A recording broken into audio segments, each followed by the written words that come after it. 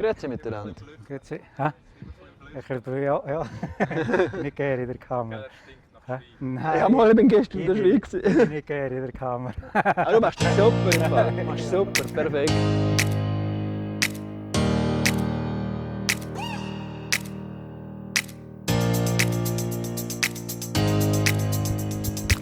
Ja, grüezi Franz, wo befinden wir uns jetzt da? Hier befinden wir uns auf der Staumauer Panix.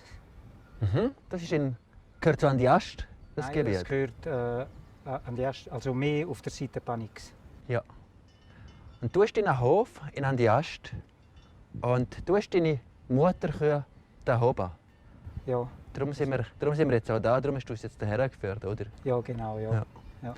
Jetzt hast du, wenn wir da oben schauen, sehen wir ja dort fast oberst sehen wir ein paar Kühe.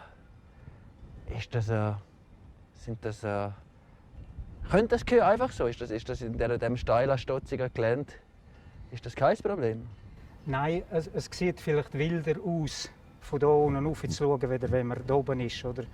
Aber man muss schon gefährliche Stellen auszäunen, damit es dort nicht abstürzt. Oder? Ja. Aber es kann auch passieren, dass Ja. immer wieder Tiere abstürzen. Oder? Ja.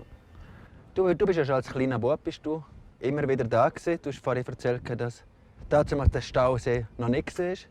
Ja. Wie hat das damals da ausgesehen? Ist das einfach ein Bach, der da oben in der Schlucht ist? Oder wie hat das ausgesehen? Da ist ein Bach mitten durch das Tal durchgelaufen und hat noch mehr Wald gehabt. Hier. Dann haben wir die Mese, also auf der Andesterseite, haben wir etwa 3 Wochen lang haben wir hier innen gehütet im Sommer und dann noch mal im Herbst etwa noch 2 Wochen. Oder?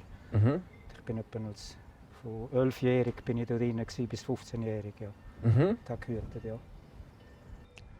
Ja, wie würde denn das da oben aussehen, wenn es da keine Alpwirtschaft mehr gäbe? Würde? Oh, ich meinte, das würde alles einwachsen. Dann würde es zum Teil verbuschen und ja, niemand bewirtschaftet das mehr. Oder? Und bis jetzt kommen auch Touristen, die für uns denke ich, auch sehr wichtig sind, kommen die nicht mehr hier rauf. Oder? Also der Wanderweg, der verbuschen den und das ist, du siehst nicht mehr, bist nur noch im Wald am Laufen, oder? Ja, Wie stellt man sich das vor? Mehr oder weniger, ich meine jetzt oben rum nicht.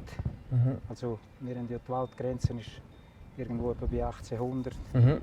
Aber ich könnte es jetzt auch nicht sagen, wie das wirklich aussehen, wenn wir das nicht machen würden.